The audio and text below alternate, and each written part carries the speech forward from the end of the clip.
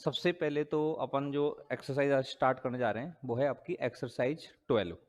बहुत ही simple exercise है। पहले सीधी सीधी चीज़ों को लेते हैं, ठीक है ना, फिर धीरे धीरे सारी चीज़ मिलेंगी। और कोई भी चैप्टर, दूसरा कोई चैप्टर पढ़ना है अगर आपको, तो ऐप पर आपको मिल जाएगा। जो भी चैप्टर आप पढ़ना चाहो वो चैप्टर आप पढ़ सकते हो, ठीक है ना। सब लोगों को तो बाद चैप्टर पढ़ना है, बाकी जरूरत है तो वो चैप्टर भी आप लोग पढ़ सकते हो, ठीक है ना। तो अभी अपन स्टार्ट कर रहे हैं LPP, एक्सरसाइज 12। बहुत ही सिंपल चैप्टर है ये, बहुत ही सरल चैप्टर है और इसको ध्यान से अपन समझते हैं। इस चैप्टर का नाम है LPP। इसको बोलते हैं रैखिक प्रोग्रामन समस्या।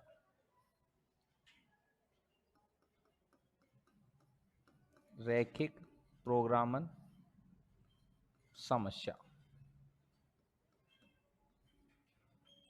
Linear programming problems. अब लीनियर प्रोग्रामिंग प्रॉब्लम्स को समझने के लिए सबसे पहले हमें स्ट्रेट लाइन का ग्राफ बनाना आना चाहिए। क्या आना चाहिए मेरे भाई? स्ट्रेट लाइन का ग्राफ बनाना आना चाहिए, सरल रेखा का ग्राफ बनाना आना चाहिए। अब सरल रेखा होती कैसी है, पहले इसका कुछ बेसिक चीजें हैं, वो बेसिक बातें अपन को समझनी पड़ेंगी, ठीक है ना। सरल रेखा का जो व्यापक रूप होता है, सरल रेखा का जो व्यापक समीकरण होता है, सरल रेखा का व्यापक समीकरण होता है ax plus B Y plus C equal to 0। सरल रेखा का व्यापक समीकरण क्या होता है? ax plus B Y plus c बराबर 0। अब सरल रेखा का व्यापक समीकरण ax plus B Y plus c बराबर 0 होता है, ठीक है ना। मतलब स्ट्रेट लाइन के समीकरण में एक तो आपको x की टर्म मिलेगी, एक आपको y की टर्म मिलेगी और एक आपको कांस्टेंट मिलेगी। इससे ज्यादा कुछ नहीं मिलेगा, इनसे कम मिल सकता है, इनसे ज्यादा कुछ नहीं मिलेगा। अब ये जो स्ट्रेट लाइन है, स्ट्रेट लाइन का जब अपन ग्राफ बनाएंगे तो स्ट्रेट लाइन का ग्राफ, सबसे पहले तो कोई भी समीकरण आपको दिया गया है और उस समीकरण को देख करके हमें पता लगाना है कि वो स्ट्रेट लाइन है कि नहीं है। तो पता कैसे लगेगा अपन को? उसमें x की मैक्सिमम पावर क्या होनी चाहिए? 1 होनी चाहिए। y की मैक्सिमम पावर 1 होनी चाहिए और एक उसमें क्या होना चाहिए? कांस्टेंट होना चाहिए, है कि नहीं। अब इसमें ये सरल रेखा का व्यापक समीकरण है। अब ये सरल रेखा दो तीन तरह से होती है। एक तो होती है दोनों अक्षों को काटने वाली,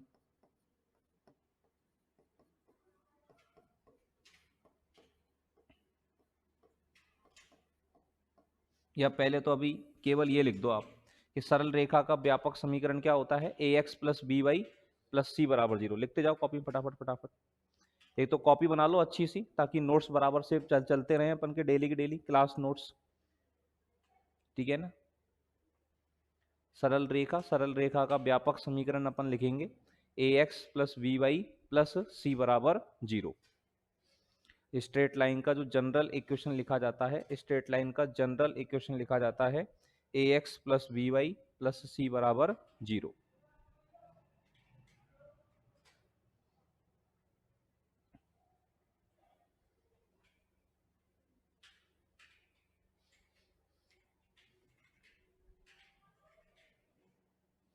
लिख दिया सबने? अब इस सरल रेखा का जो ग्राफ बनती है, जो सरल रेखा होती है, ये सरल रेखा हमारी कैसे कैसे होती है?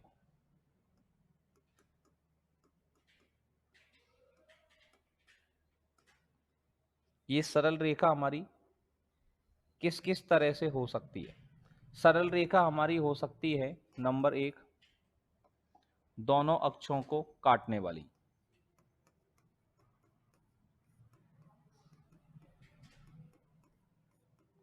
दोनों अक्षों को काटने वाली हो सकता है। रेखा एक्स अक्ष को भी काटे, वाई अक्ष को भी काटे, या फिर रेखा हमारी हो सकती है नंबर दो, एक्स अक्ष के समांतर। हमारी रेखा कैसे हो सकती है? एक्स अक्ष के समांतर भी हो सकती है। नंबर तीन, हमारी रेखा हो सकती है वाई अक्ष के समांतर।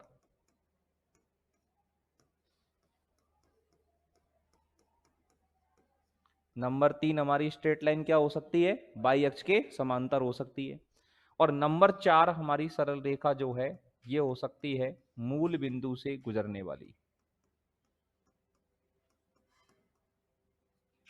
कहां से गुजरने वाली? मूल बिंदु से गुजरने वाली। इनमें से किसी एक पोजीशन में आपको सरल रेखा मिलेगी, या तो सरल रेखा दोनों अक्षों को काटने वाली मिलेगी, या फिर सरल रेखा एक्स अक्ष के समांतर मिलेगी, या फिर सरल रेखा वाई अक्ष के समांतर मिलेगी, या फिर सरल रेखा मूल बिंदु से गुजरने वाली मिलेगी। अब कैसे कैसे मिलेगी साहब, ये चीज अपन को समझना जरूरी है। तो कोई भी सरल रेखा का हमें पता कैसे लगेगा कि वो दोनों अक्षों को काटेगी, या एक्स अक्ष के समांतर होगी, या वाई अक्ष के समांतर होगी, या मूल बिंदु से गुजरेगी? इस बात का पता कैसे लगेगा अपन को? सबसे पहले तो ये जानना जरूरी है। तो इसका पता लगेगा अपन को। इस वाले केस में क्या होगा भैया जी कि तीनों टर्म मौजूद होंगी। तीनों टर्म क्या होंगी? मौजूद होंगी। अब तीनों टर्म मौजूद होंगी मतलब इसमें x भी होगा, इसमें y भी होगा, और इसमें c भी होगा। अगर किसी रेखा के समीकरण में x का टर्म भी है, x का पद भी है, उसमें y का पद भी है, उसमें कांस्टेंट भी है, तो वो रेखा जो है दोनों अक्षों को क्या करती है? काटती है। मतलब उस रेखा का जब ग्राफ बनाएंगे तो वो x अक्ष को भी काटेगा, y अक्ष को भी काटेगा। नंबर दो चीज, कोई भी रेखा x अक्ष के समांतर कब बनेगी? रेखा x अक्ष के समांतर बनेगी अगर उसमें x की टर्म गायब है। उसमें x की टर्म क्या होगी? गायब होगी। x की टर्म अगर गायब है, अगर मान लो सरल रेखा के समीकरण में x की टर्म नहीं है, ये वाली टर्म है ही नहीं x की, मतलब उसमें एक टर्म तो काय की है? y की है, और उसमें क्या मौजूद है? कांस्टेंट मौजूद है। लेकिन उसके अंदर क्या मौजूद नहीं है? x की टर्म मौजूद नहीं है। तो वो सरल रेखा जो है वो x अक्ष के क्या बनेगी? समांतर बनेगी। और किसी सरल रेखा के समीकरण में अगर y की टर्म गायब है, किसी रेखा के समीकरण में अगर क्या गायब है? y की टर्म गायब है, तो वो रेखा कैसे बनेगी? तो वो रेखा बनेगी y अक्ष के समांतर। मतलब इसमें ये समीकरण होगा ax प्लस सी बराबर 0। और किसी रेखा के समीकरण में अगर मान लो अचर पद नहीं है, कांस्टेंट नहीं है, उसमें x है y है, लेकिन उसमें क्या नहीं है? कांस्टेंट नहीं है। तो किसी रेखा के समीकरण में अगर कांस्टेंट नहीं है तो वो रेखा हमारी मूल बिंदु से होकर गुजरेगी। तो इसमें क्या हो जाएगा? अचर पद गायब हो जाएगा। यहां हो जाएगा अचर पद गायब। अगर रेखा के समीकरण में कांस्टेंट गायब है, x की टर्म है, y की टर्म है, लेकिन उसमें कांस्टेंट नहीं है, तो वो रेखा कहां से गुजरेगी? मूल बिंदु से गुजरेगी।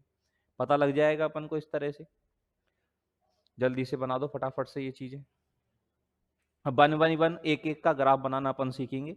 तो सबसे पहले हेडिंग डाल लो आप, दोनों अक्षों को काटने वाली सरल रेखा। इसका ग्राफ अपन लोग कैसे बनाएंगे इस बारे में अपन सबसे पहले समझते हैं। तो सबसे पहले अपन हेडिंग डालें, दोनों अक्षों को काटने वाली सरल रेखा।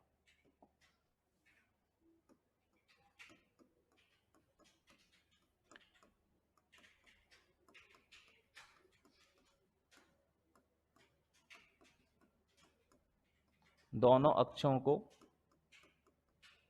काटने वाली सरल रेखा।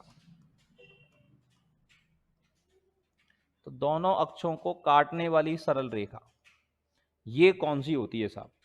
दोनों अक्षों को काटने वाली सरल रेखा का ग्राफ कैसे बनाया जाता है, इसका एक एग्जांपल लेते हैं। जैसे मान लो अपन को एक स्ट्रेट लाइन दे दी 3x प्लस 4y माइनस 12 बराबर 0। ये कोई स्ट्रेट लाइन दे दी। अब इसमें देखो x की टर्म मौजूद है, y की टर्म भी मौजूद है, और कांस्टेंट भी मौजूद है। और किसी रेखा के समीकरण में अगर x की टर्म भी मौजूद हो, y की टर्म भी मौजूद हो, और कांस्टेंट भी मौजूद हो, तो वो रेखा क्या करती है? दोनों अक्षों को काटती है। x अक्ष को भी काटती है और y अक्ष को भी काटती है। बात सही है?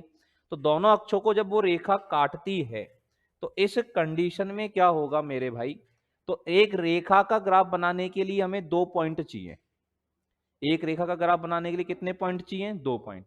तो इसमें दो पॉइंटों के लिए एक बार तो अपन x का मान क्या लगाएंगे, 0 लगाएंगे।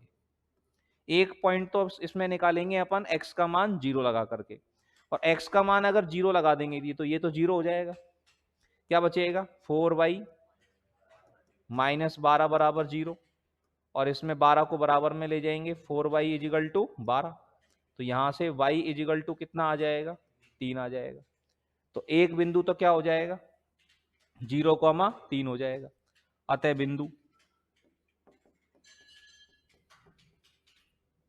बिंदु बराबर क्या हो गया, 0,3। और जब भी बिंदु के निर्देशांक लिखते हैं तो पहले x निर्देशांक को लिखा जाता है, बाद में y निर्देशांक को लिखा जाता है। पहले x कोऑर्डिनेट को लिखेंगे, बाद में y कोऑर्डिनेट को लिखेंगे। बात क्लियर है सभी को। तो 0,3 हो गया। अब एक पॉइंट निकालेंगे अपन इसमें, y का मान 0 लगा करके। एक बार इसमें y का मान क्या लगा दो, 0 लगा दो। अब y का मान अगर 0 लगा देंगे तो क्या बचेगा हमारे पास, 3x माइनस 12 इजिकल टू 0। तो यहां से कितना आ जाएगा, 3x बराबर 12 और x इजिकल टू 4। तो बिंदु इजिकल टू कितना हो जाएगा, 4,0। और किसी बिंदु का x निर्देशांक अगर 0 है तो वो बिंदु कहां पाया जाएगा, y अक्ष पर। और y निर्देशांक अगर 0 है तो वो बिंदु कहां पाया जाएगा, x अक्ष पर। ये हमेशा ध्यान दो। अगर कोई पॉइंट ऐसा है जिसका y कोऑर्डिनेट 0 है तो वो पॉइंट कहां होगा, x अक्ष पर। और किसी पॉइंट का x कोऑर्डिनेट 0 है तो वो पॉइंट कहां होगा, y अक्ष पर। क्लियर है ये बात सभी को। तो यहां पर ये बात अपन समझ में आई, पॉइंट अपन ने निकाल लिए। अब अपन को इस रेखा का क्या बनाना है, ग्राफ बनाना है। तो इस रेखा का ग्राफ बनाने के लिए अपन x अक्ष और y अक्ष बना लें। ये हमने x एक्सिस बना ली और y एक्सिस बना ली। मूल बिंदु हो गया, ये x अक्ष हो गई और ये हमारे पास क्या हो गई, y अक्ष। ठीक है ना। इसमें एक तो अपन को ग्राफ पेपर चाहिएगा, तो एक तो ग्राफ पेपर की पूरी किताब खरीद लो, मोटी वाली। जितने भी सवाल बनाएंगे सारे के सारे क्वेश्चंस के कहाँ पे करेंगे अपन, ग्राफ पेपर पे ही करेंगे सॉल्व। क्योंकि ग्राफ पेपर पे प्रैक्टिस होना बहुत जरूरी है। अगर अभी अपन ग्राफ पेपर पे प्रैक्टिस नहीं करेंगे तो एग्जाम में ग्राफ पेपर पे सवाल नहीं बनेगा। ठीक है ना। तो ग्राफ, पूरी ग्राफ की प्रश्नावली तो पहले अपन ग्राफ पेपर्स को करना सीख रहे हैं। तो ग्राफ वाली एक बुक अपन पूरी खरीद लें ताकि ग्राफ पेपर्स बनाना अपन को अच्छे से आ जाए। ठीक है ना। तो अब इसमें पॉइंट लगा लें अपन। पॉइंट क्या क्या चाहिए, इधर लगा लिया मैंने, 1 2 3 4 तक बहुत है अपन को। इधर लगा लें 1 2 3 और ये 4। अब ये वाला पॉइंट कहां पर आएगा, 0,3 बताओ। 0,3 पॉइंट कहां पर आएगा, y अक्ष पर आएगा। क्योंकि जिस बिंदु का x निर्देशांक 0 होता है वो पॉइंट कहां पर आता है, y अक्ष पर आता है। 0,3 3 गिन लो, ये वाला पॉइंट हो जाएगा हमारा 0,3। और 4,0 कहां पर आएगा, x अक्ष पर आएगा। x पे 4,0, यहां पे ये पॉइंट गिन लिया, ये पॉइंट हो गया हमारा 4,0। ये पॉइंट क्या हो गया, 4,0। अब इन दोनों पॉइंटों को स्केल की सहायता से क्या कर दें अपन, मिला दें। स्केल से इन दोनों पॉइंटों को मिला दिया जाए। स्केल से इन दोनों पॉइंटों को मिला देंगे तो ये हमारे पास इस रेखा का क्या बन गया, ग्राफ बन गया। कौन सी रेखा का ग्राफ बन गया, ये 3x plus 4y minus 12 equal to 0। चाहो तो इस रेखा का नाम लिख दो। ये कौन सी रेखा का ग्राफ बन गया मेरे भाई, 3x प्लस 4y माइनस 12 बराबर 0 का। तो 3x plus 4y minus 12 equal to 0 का क्या बन गया, ग्राफ बन गया। तो बात समझ में आई। 3x plus 4y minus 12 equal to 0, इस रेखा का ग्राफ कैसे बनेगा, बना सकते हैं सब लोग, कोई तकलीफ किसी को, बना दिया सब लोगों ने। ये एक मैं देता हूं, उसका ग्राफ बनाएंगे अब आप लोग अपनी अपनी कॉपी में। ठीक है ना। एक क्वेश्चन देता हूं, उसका ग्राफ अपनी अपनी कॉपी में बनाएंगे आप लोग। x minus 2y plus 6 equal to 0, इसका ग्राफ बनाओ अपनी अपनी कॉपी में। कैसे बनाओगे, x माइनस 2y प्लस 6 बराबर 0। ये आपको एक सरल रेखा दे रखी है, इस रेखा का क्या बनाना है, आपको ग्राफ बनाना है। x माइनस 2y प्लस 6 बराबर 0, x माइनस 2y प्लस 6 बराबर 0 का ग्राफ आपको बनाना है। इसका ग्राफ बनाइए, कैसे कैसे आप लोग बनाएंगे फिर मैं आपको चेक करवाता हूं इसको। चलिएगा, अब देखो जी, ग्राफ बना दिया इसका, तो इसका ग्राफ कैसे कैसे अपन लोग बनाएंगे, कैसे कैसे ये काम चलेगा, कैसे कैसे ये काम करता है जरा देखते हैं। x माइनस 2y प्लस 6 बराबर 0 का ग्राफ बनाना है। तो x माइनस 2y प्लस 6 बराबर 0 का ग्राफ बनाने के लिए इसमें x की टर्म भी प्रेजेंट है, y की टर्म भी प्रेजेंट है, कांस्टेंट भी है। इसका मतलब ये रेखा दोनों अक्षों को काटेगी, x अक्ष को भी काटेगी और y अक्ष को भी काटेगी। सबसे पहले तो क्या करना है, इसमें x का मान क्या लगाना है, 0। अब x का मान 0 लगाएंगे इसके अंदर, तो ये रेखा कहाँ मिलेगी अपन को, x का मान 0 अगर लगाएंगे तो x बराबर 0 पर ये तो 0 हो गया, माइनस 2y प्लस 6 बराबर 0 आ जाएगा, ठीक है ना। और इसमें माइनस 2y को उधर ले जाएंगे तो 6 बराबर कितना हो जाएगा, 2y। और y का मान निकालेंगे तो कितना आ जाएगा, 3 आ जाएगा। y इजिकल टू आ जाएगा 3, है कि नहीं। अब y इजिकल टू 3 आ गया, तो पॉइंट क्या बन गया यहाँ पर, पॉइंट जब भी लिखेंगे तो पहले x कोऑर्डिनेट को लिखेंगे और बाद में y कोऑर्डिनेट को लिखेंगे। तो पॉइंट बन गया 0,3। अब अगर मान लो अपन को y बराबर 0 पर निकालना है,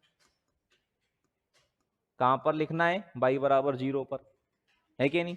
तो y बराबर 0 पर क्या हो जाएगा, y का मान 0 लगा दें, x प्लस 6 इजिकल टू क्या हो जाएगा, 0। तो यहां से x इजिकल टू कितना हो जाएगा, -6। x इजिकल टू क्या हो जाएगा, -6। और x इजिकल टू -6 हो जाएगा तो पॉइंट क्या बनेगा, -6,0। तो ये पॉइंट बनेगा अपने पास -6,0। कोई दिक्कत किसी को यहाँ पर। तो अब इसके लिए अपन को देखो x पे नेगेटिव में जाना है, y पे तो नेगेटिव में जाना नहीं है, तो x पे नेगेटिव में जाना है। तो x पे नेगेटिव वाला पॉइंट ज्यादा बना लिया अपन ने, इधर वाली लाइन बड़ी कर ली अपन ने, क्योंकि इधर ज्यादा चाहिए अपन को, इधर छोटी कर ली, इधर चाहिए ही नहीं। और y पे पॉजिटिव वाले पे ऊपर ज्यादा चाहिए तो ऊपर अपन ने बड़ा कर लिया। तो किधर की तरफ बड़ा करना है छोटा करना है ये समझ जाएंगे अपन लोग।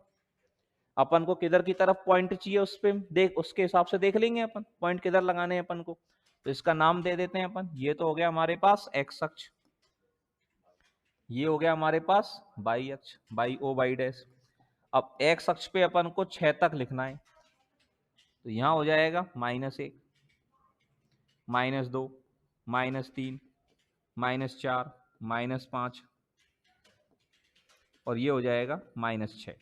ये पॉइंट लिख दिए अपन ने, -1, -2, -3, -4, -5 और -6। और बाई पे कितने तक चाहिए, 3 तक।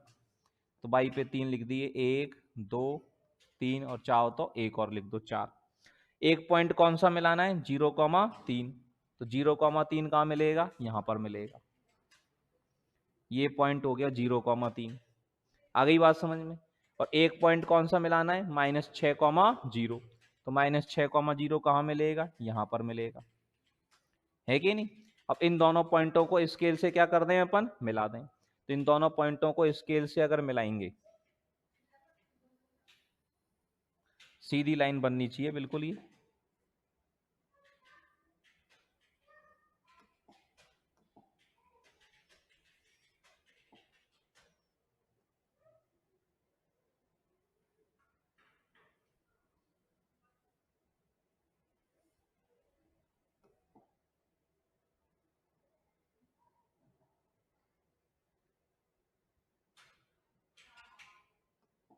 वैसे ही बना देते हैं।